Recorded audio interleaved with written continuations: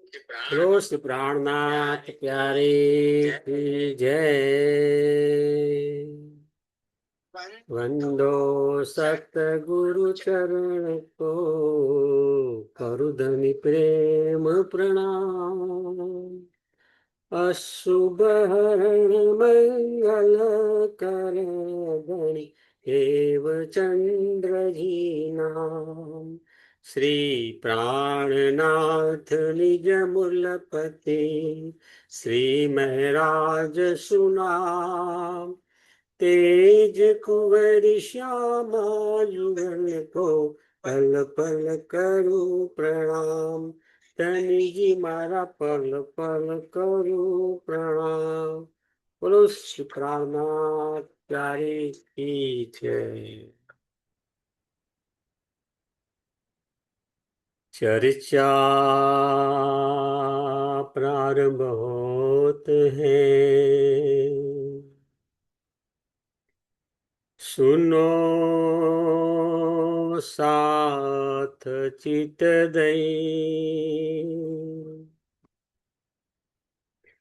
भजो राज श्यामा श्री प्राणनाथ, सख जीवनी हमारो। श्री महामत कहे साध जी, भया चर्चा का वक्त है।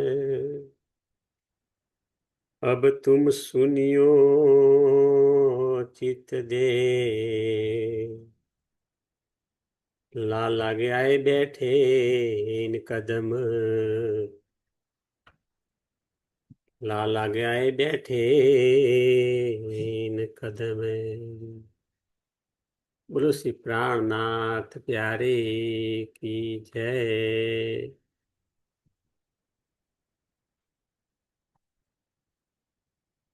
પૂર્ણ બ્રહ્મ સચિદાનંદ સ્વરૂપ ધામ દ્રશ્ય અક્ષરાતીત પરમાત્માની અસીમ કૃપાથી આપણે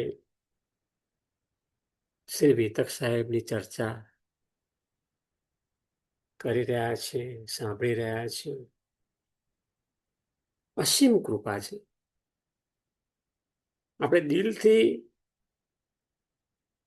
કૃતજ્ઞતા રોજ અનુભવીએ છીએ અને અનુભવી જ જોઈએ। સવારમાં ઉઠીએ ને તો પહેલાં પહેલું આપણે ધામધણીજીને યાદ કરવાના છે કે ધામધણીજી, આપની અપાર કૃપાથી હું હંમેશા મારા જીવનમાં સ્વસ્થ છું, સુખી છું, આનંદમાં છું, સંતુષ્ટ છું અને મારા આત્માના કલ્યાણ માટે આપે જે આવેશ વાણીથી તાર્થમ વાણી આપી છે, વિતક વાણી આપી છે, એને ગ્રહણ કરવા માટે મને શક્તિમાન બનાવો। આપનો ખૂબ ખૂબ આભાર, ખૂબ ખૂબ આભાર, ખૂબ ખૂબ આભાર। આ બહુ જ અગત્યનું છે।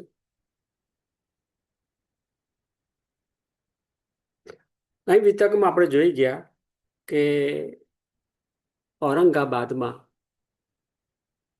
શ્રીજી અને સુંદર સાથ જાગણીનું કાર્ય કરી રહ્યા છે।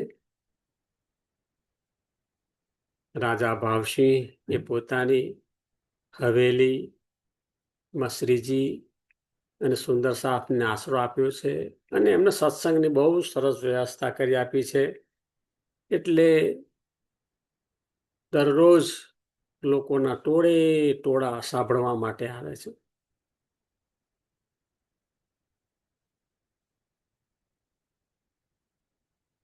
અને રાજા ભાવસિંહે કહ્યું કે ભાઈ મારા 4 અધિકારીઓ છે, મુસલમાન છે, એમને પણ તમે આ જ્ઞાન સંભળાવો અને એમને પણ યકીન કરાવો। તો એમાંના જહાન મોહમ્મદનું નામ અહીંયા આગળ આવે છે। તો આ રીતે ઔરંગાબાદની અંદર શ્રીજી અને સુંદર સાથ આનંદથી જાગણીનું કાર્ય કરી રહ્યા છે। હવે કહે છે કે જહાન મોહમ્મદને બોધ તો આપવાનું ચાલુ જ છે. એમાં કે છે કે વિરહની અગ્નિમાં જે જીવ તપે તેને દોજખની 11 પ્રકારની અગ્નિમાં જવું પડતું નથી. જો સુંદર સાહેબજી, વિરહ કેટલો બધો અગત્યનો છે. ધણીજીની ઓળખાણ થાય અને ત્યાર પછી ધણીજીનો વિરહ થાય. અને એ જે વિરહનો સ્વાદ છે ને, અનેરો હોય છે. તો આપણે એ વિરહનો સ્વાદ ના લઈએ? શા માટે? આ દોજખની 10 પ્રકારની અગ્નિમાં જઈએ. બે વિકલ્પ છે, કો તો દોજખની અગ્નિ, કા તો વિરહની અગ્નિ. આપણે વિરહની અગ્નિ પસંદ કરવાની છે, સુંદર સાહેબજી. તેથી આપણને મળેલું આ અમૂલ્ય જીવન વ્યર્થ ન જાય તેની ખૂબ ખૂબ કાળજી રાખવાની છે. એટલું યાદ રાખો, આપણે આપણા જીવને દોજખની અગ્નિની વેદના સહન કરવાની નથી, પરંતુ તેને બદલે સચ્ચિદાનંદ સ્વરૂપ શ્રી કૃષ્ણ પરમાત્મા, આપણા ધણીજી, વાલાજી, પિયાજી, એના વિરહનો અનુભવ કરવાનો છે. અને વિરહની અંદર પરમ સુખ જે મળે, એ પરમ સુખની અગ્નિમાં નિર્મલ બનીને અખંડ મુક્તિ સ્થાન પ્રાપ્ત કરવાનું છે. સુંદર સાધજી, તારતમ વાણી આવી અને આપણે થોડું જાણીએ, થોડું જ્ઞાન મળે અને અહંકાર આવી જાય તો એ ન ચાલે. એ કે છે જ્ઞાન સાથે અહંકાર આવે તો તેને અજ્ઞાનતા જ કહેવામાં આવે છે. કારણ કે જે કે જ્ઞાન મળ્યું છે એનાથી અજવાળું થતું નથી. જે હેતુ છે એ સિદ્ધ થતો નથી.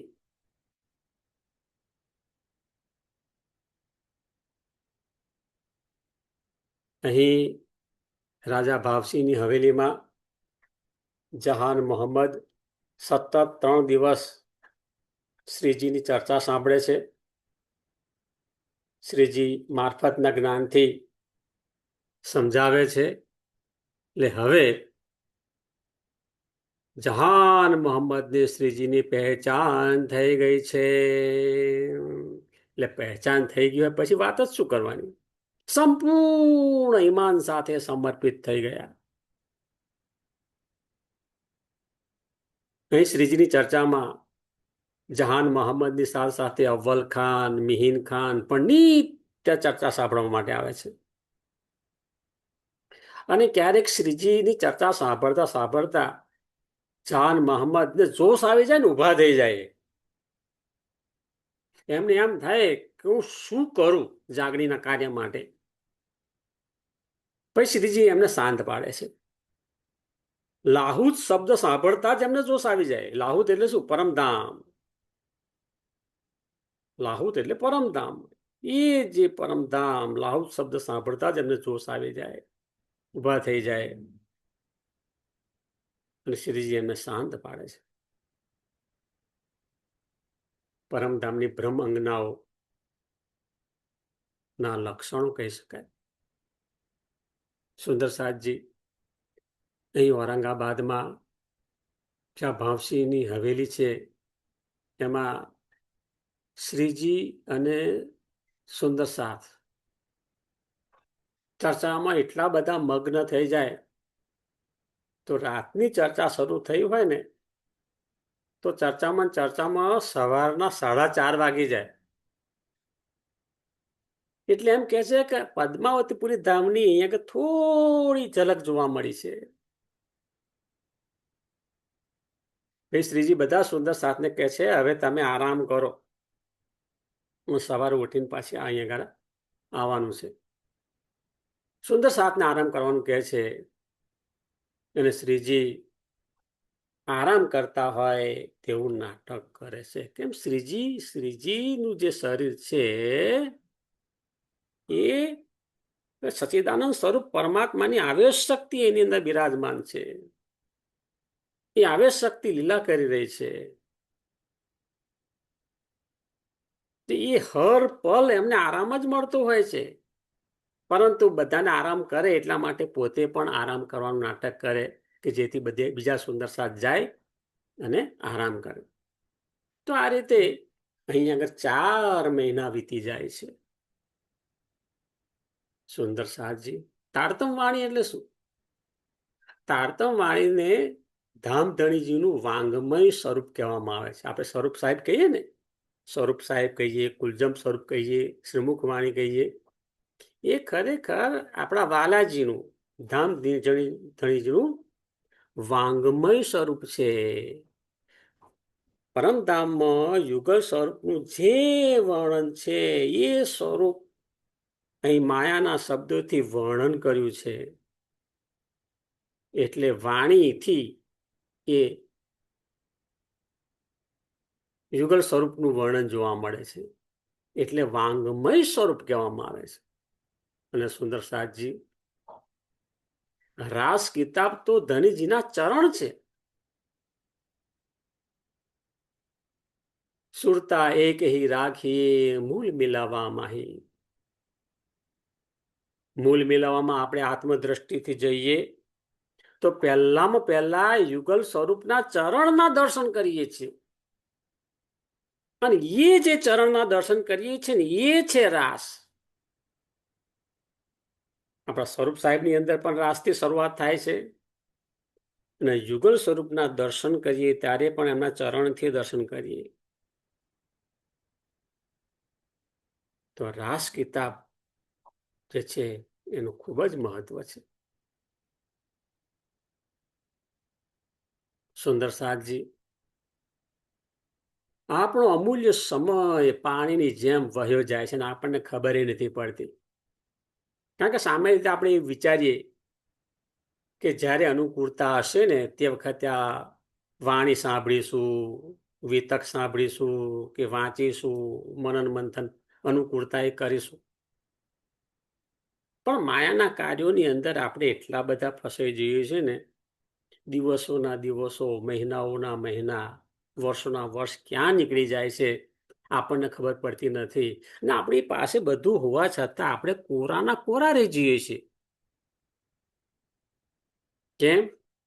હા, અવેરનેસ નથી કે જે કે સમય મન મળ્યો છે, આજના દિવસનો જે સમય મળ્યો એનો મારે સૌથી શ્રેષ્ઠ કઈ રીતે ઉપયોગ કરવો, એવો થોડો વિચાર કરીએ ને તો પણ ઘણું બધું પરિવર્તન આવી જાય. જો સભાનતાથી સમયનો ઉપયોગ નહીં કરીએ તો સમય તો વયો જ જાય છે. સમય વયો જાય છે. બાળપણ, યુવાવસ્થા, વૃદ્ધાવસ્થા એ બધું ચાલુ જ રહેવાનું. અને છેલ્લે છેલ્લે અંતિમ સમય પણ નજીક આવી જાય છે. અને તે વખતે શું આપણે કોરાના કોરા પ્રણામ કરીને જવાનું છે અહીંયા આગળ? ના, આપણે કોરાના કોરા જવાનું નથી. આપણા પ્રેમથી ભીંજાઈને આપણા ધામની અંદર જવાનું છે. આ મનુષ્ય તન મળ્યું છે ને, એ મનુષ્ય તનનો પૂરેપૂરો ઉપયોગ કરવાનો છે. અને આપણે આપણા સ્વ સ્વરૂપનું ઓળખવાનું છે. આપણી અંદર જ છે. યુગલ સ્વરૂપના દર્શન આપણી અંદર જ થશે. પણ એ માટે આપણા જીવને સાધના કરવી પડે છે. સત્સંગ સાંભળવાનું હોય છે, વિતક વાણીનું મંથન કરવાનું હોય છે. એ બહુ અગત્યનું છે. સમય વ્યર્થ ન જાય તેનું બહુ ધ્યાન રાખવું છે. કેટલીક વખત એવું બને કે કોઈક મુદ્દો હાથમાં આવી ગયો અને એના ખેંચા ખેંચની અંદર મહિનાઓના મહિનાઓ નીકળી જાય છે અને એકબીજાની સામે કાતરતી આંખે જોઈએ. હા, આ લોકો એટલે આ ગ્રુપના, આ લોકો એટલે આ ગ્રુપના. અરે ભાઈ, વાલાજીના જે પરમધામ આપણા ધામધણીજી છે ને, વાલાજી, એમના બધા સુંદર સાથ જ છે. પરમધામમાં સહેજ પણ ભેદભાવ નથી. આપણા વાલાજી એક છે, ધામધણીજી એક છે, સચ્ચિદાનંદ સ્વરૂપ શ્રી કૃષ્ણ પરમાત્મા એક છે. તો શા માટે અહીંયા આગળ આપણે એવા શબ્દ બોલવા જોઈએ કે કોઈ સુંદર સાથને દિલને દુઃખ થાય? ના, આપણને જે કંઈ જ્ઞાન પ્રાપ્ત થયું એ આપણે આત્મસાત કરવાનું છે અને આગળ વધવાનું છે. જીવનનો આનંદ લેવાનો છે. આધ્યાત્મિક જ્ઞાનનો પણ આનંદ લેવાનો છે. નહીં તો તમને ખબર પણ નહીં પડે કે તમારા મનની અંદર ક્યાંથી દજ્જાલ આવી ગયો અને તમારું આખું મહિનો બગાડી નાખ્યો, વર્ષ બગાડી નાખ્યું એના એ વિચારની અંદર. આ જેને જે કરવું હોય એ કરે.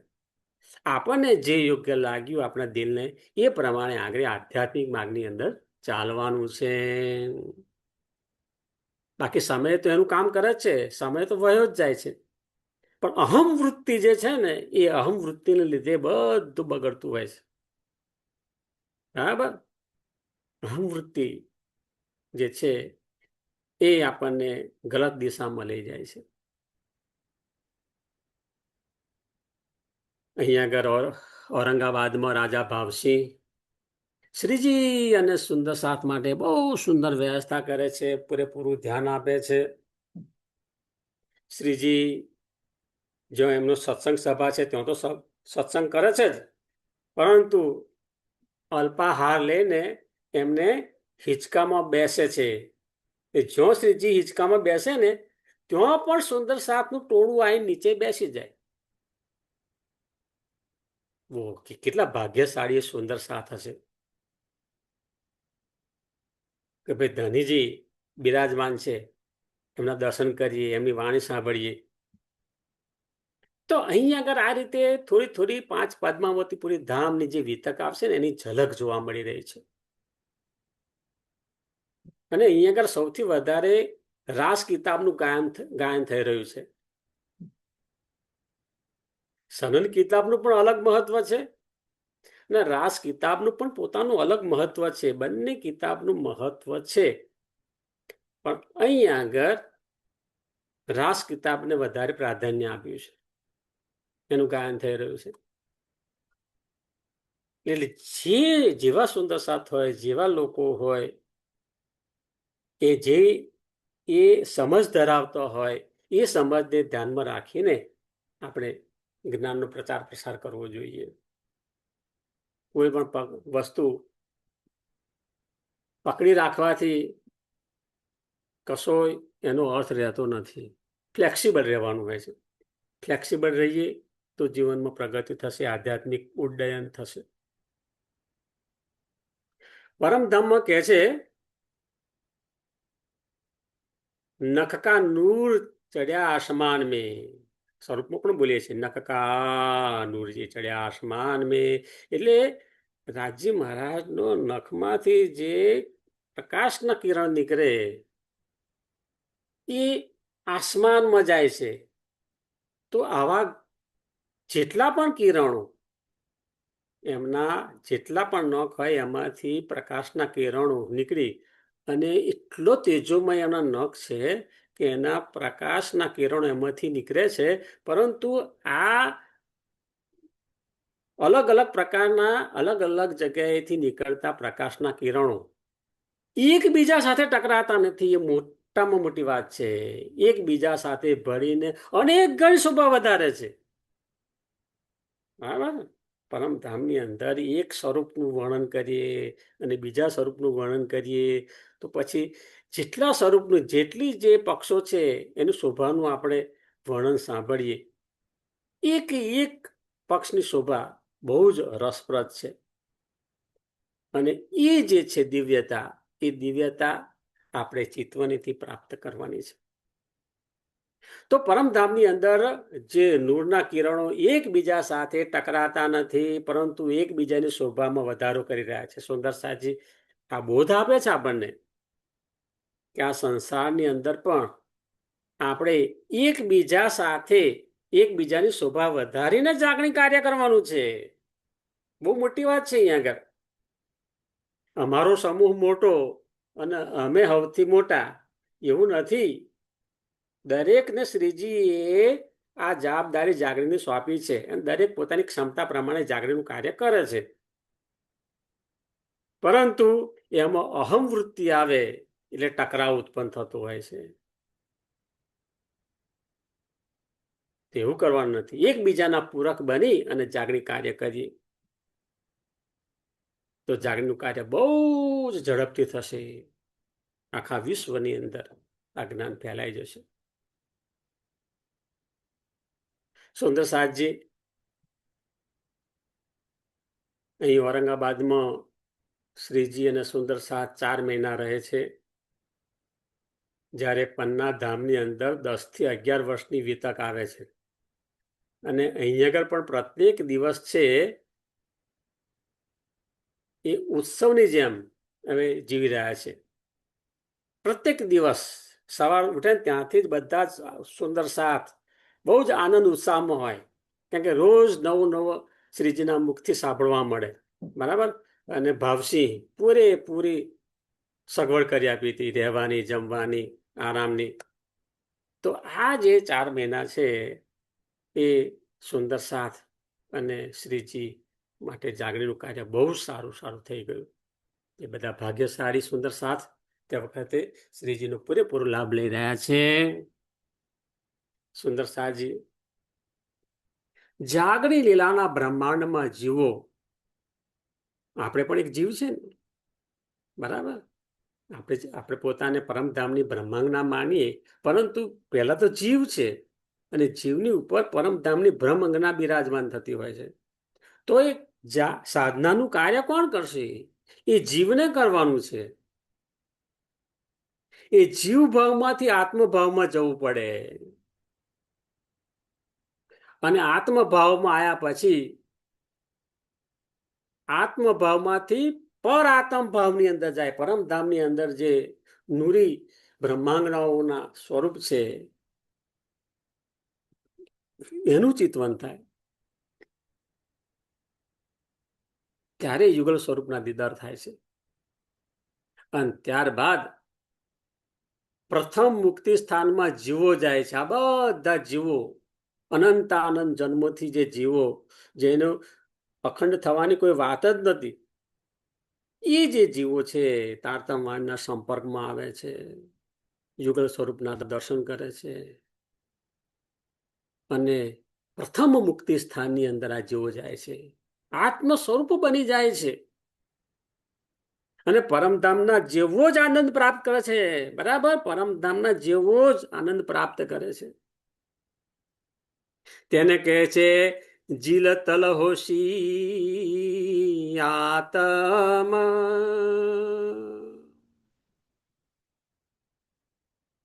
હવે આગળ શું આવે છે કે એક દિવસ ફતેહ મહમ્મદ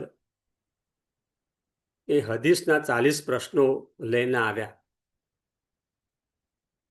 અને જહાન મોહમ્મદને આપ્યા કે તમારા શ્રીજીનો કહો કે આ 40 પ્રશ્નોના જવાબ આપે.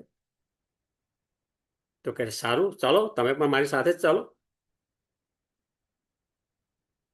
એટલે ફતેહ મહમ્મદે 40 પ્રશ્નો જહાન મોહમ્મદને આપ્યા. શ્રીજી પાસે આવ્યા. શ્રીજીને કહે છે કે આ 40 જે પ્રશ્નો છે એના ઉત્તર આપવાના છે. ત્યારે શ્રીજી જહાન મોહમ્મદની સામે જોઈને મંદ મંદ મુસ્કરાય છે અને એટલું જ બોલ્યા, તમે તારતમ લીધો છે ને? હા, તારતમ લીધું છે. તો તમે જ તેનો અર્થ કરી દો. જહાન મોહમ્મદને સપને ખ્યાલ ન હતો કે શ્રીજી મને આવું કહેશે, પરંતુ શ્રીજીનો હુકમ મળતા જ એમની અંદર એવી શક્તિ ઉત્પન્ન થઈ કે એમણે આ 40 પ્રશ્નોના જવાબ આપી દીધા. એ પોતે ત્યાં જ આપી દીધા.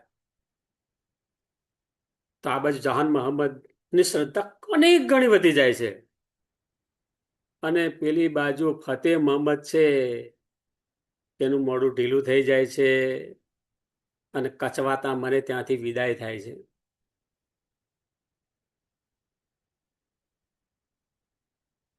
હવે ફરીથી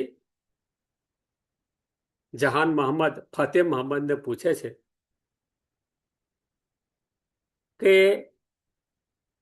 આપણા કુરાનની અંદર અને હદીસોમાં અલ્લાહ તાલાના નૂરી સુરતનું વર્ણન છે. એમાં તમે શું કહેવા માંગો છો? કારણ કે એ લોકો માનતા જ નથી, શરીયતમાં માનતા જ નથી. પણ કુરાન અને હદીસોની અંદર અલ્લાહ તાલાના નૂરી સુરતનું વર્ણન છે. એટલે સીધો સવાલ કર્યો ફતેહ મોહમ્મદને. આટલો તો જવાબ આપતા જાઓ, એ અંગે તમે શું કહેવા માંગો છો? ત્યારે ફતેહ મોહમ્મદ કહે કે મને તેમાં સહેજ પણ શંકા નથી કે કુરાન અને હદીસોમાં અલ્લાહ તાલાનું નૂરી સુરતનું વર્ણન છે. પરંતુ તકલીફ શું છે? અમે શરિયતથી બંધાયેલા છે, તેથી તે વિશે અમે કંઈ પણ બોલી શકીએ તેમ નથી. જો તકલીફ આ છે, પહેલેથી અત્યાર સુધી તકલીફ જે છે ને, આ તકલીફ ચાલી રહી છે. જો બાદશાહ જાણશે તમને જાનથી મારી નાખશે. ડર છે. સત્ય વસ્તુ એમના હાથમાં આવેલી હોવા છતાં પણ પકડી શકતા નથી. બિલકુલ નજીક છે.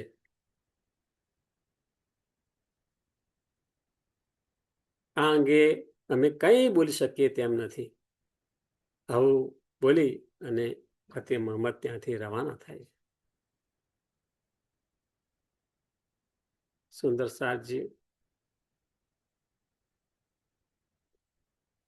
હવે અહીં કેટલાક પઠાણ વિરોધ કરવા માટે આવ્યા. જ્યાં શ્રીજી અને સુંદર સાહેબની હવેલી હતી, જ્યાં સત્સંગ ચર્ચા ચાલતી હતી, ને ધીરે ધીરે જોયું કે મુસલમાન પણ અહીં આગળ સાંભળવા માટે આવે છે. તો એનો વિરોધ કરવા માટે કેટલાક પઠાણ લોકોનું સમૂહ ટોળું આવ્યું. હવે તે વખત ત્યાં જહાન મોહમ્મદ ઊભા જ હતા. એટલે શ્રીજીથી જવાની જરૂર જ નથી. જહાન મોહમ્મદ આગળ જ કઈ ના ચાલ્યું, ભાઈ ક્યાં મારે અહીં આગળ? હે સોના આ બધી બૂમાબૂમ કરી રહ્યા છો? આ સાક્ષાત પૂર્ણ પરમાત્મા છે. એનો પૂરેપૂરો સમર્પિત થયો છું, પૂરો ઈમાન છે મારે. તમે પણ સમર્પિત થાવ, એમના ચરણોમાં પ્રણામ કરો.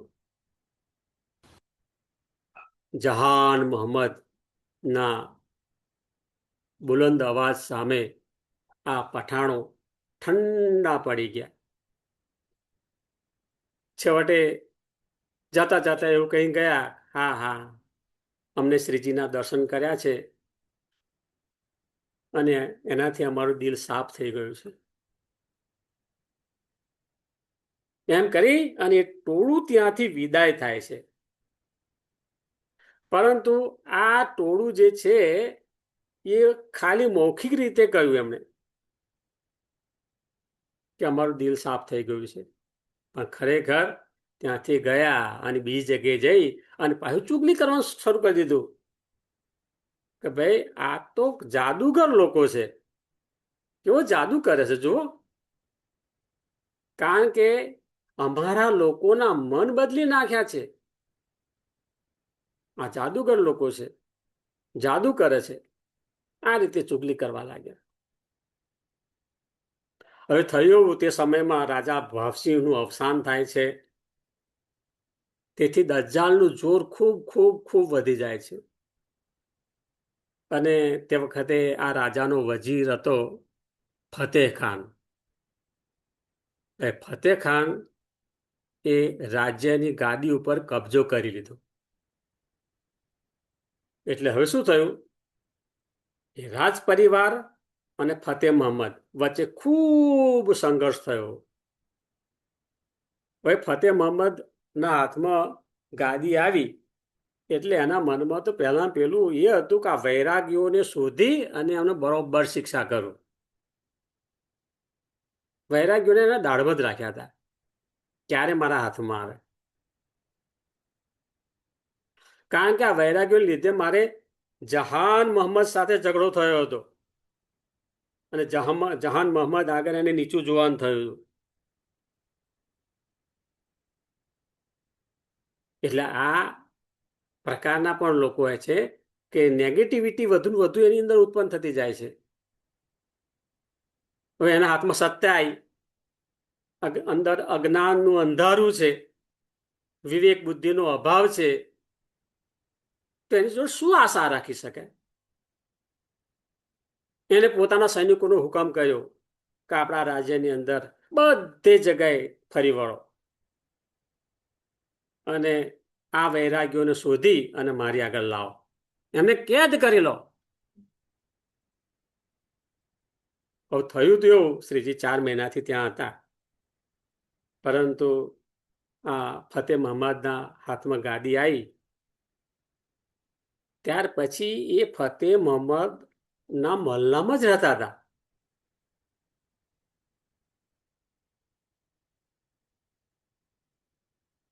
તો કોઈ તપાસ કરી નહીં. શું કે છે? શ્રીજી ફતેહ મહમ્મદના મહલ્લામાં જ એક મુલ્લાની હવેલીમાં રહેતા હતા. કોઈને ખબર પડે નહીં, કારણ કે બીજે બધે શોધ કરે, એને એવી ખબર ના પડે કે મારા મહલ્લામાં જ છે. આપણા જીવનમાં પણ ક્યાં ક્યાં ફતેહ મહમ્મદ જોવા મળે છે. સુંદર સાહેબ, હવે આ 3 દિવસ ત્યાં રોકાયા છે દરમિયાન શ્રીજી અને સુંદર સાથ, લાલદાસજી, ચરણદાસજી બહુ શાંતિથી પોતાનું કામ કરી રહ્યા છે. કોઈ મુલ્લાને બોલાયો છે, એના દ્વારા તફસીર હુસેનીની ટીકા કરી રહ્યા છે. કામ તો ચાલુ ને ચાલુ જ રહે છે. એ રીતે આપણે પણ શ્રીજીને દુનિયામાં શોધીએ છીએ, પરંતુ શ્રીજી તો ખરેખર આપણા દિલમાં બિરાજમાન છે. શ્રીજી સચ્ચિદાનંદ સ્વરૂપ શ્રી કૃષ્ણ પરમાત્મા ધામધણીજી હર પલ હર ક્ષણ આપણી સાથે છે. તેથી મારામાં અસીમ શાંતિ છે, અસીમ શક્તિ છે. એવો ભાવ આપણે વ્યક્ત કરવાનો છે. રોજ એવું કહેવાનું છે, આજનો દિવસ મારા માટે બહુ શ્રેષ્ઠ છે. કેમ? સચ્ચિદાનંદ સ્વરૂપ શ્રી કૃષ્ણ પરમાત્મા સદાય મારી સાથે છે. હર પલ હર ક્ષણ મારી સાથે છે. તેથી મારામાં અસીમ શાંતિ અને અસીમ શક્તિ જોવા મળે છે. ગમે તેવી નેગેટિવિટી હશે ને તમારામાંથી નીકળી જશે. સુંદર સાહેબજી, આ ભાવ આપણે આપણા દિલની અંદર જ્યારે જ્યારે સવાર બપોર સાંજ જ્યારે જ્યારે તમને યાદ આવે તો આ એફર્મેશન કહેવાય, એ બોલવાના છે. હું બહુ ભાગ્યશાળી છું. કેમ? કે મને તારતમ વાણી મળી છે, મને વિતક સાહેબની વાણી મળી છે, મને ચિતવની મળી છે. હું બહુ ભાગ્યશાળી છું. ખરેખર ભાગ્યશાળી જ છીએ. સુંદર શાહજી હવે આ ફતેહ મહમ્મદના મહોલ્લામાં શ્રીજી અને સુંદર શાહ 3 દિવસથી રહે છે. એ દરમિયાન શું થયું કે એક વખત એ ભવાની ભટ્ટ નામના એક સુંદર શાહ બજારમાં જતા હશે અને કોક એમને જોઈ જાય છે. એટલે આ પેલા ફકીરો હોય એવું લાગે છે, તો આ વૈરાગી હોય એવું લાગે છે, વૈરાગીના સમૂહનો વ્યક્તિ છે એવું લોકોની નજરમાં આવી જાય છે. પરંતુ ભવાની ભટ્ટ નજર ચૂકવીને ત્યાંથી ભાગી જાય છે અને પોતાના સલામત સ્થળે આવી જાય છે. આવી પણ એક ઘટના બની ગઈ. હવે ફતેહ મહમ્મદ ના સૈનિકો બધે શોધે છે.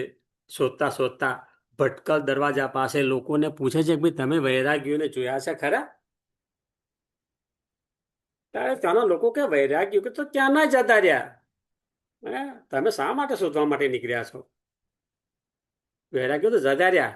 આ રીતે કહ્યું એટલે પેલા લોકોએ આ બાજુ શોધવાનું બંધ કર્યું.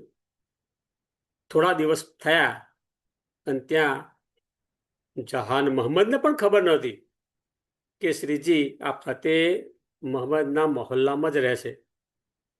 પણ એક વૈરાગીને જોયા અને એ વૈરાગીને પૂછ્યું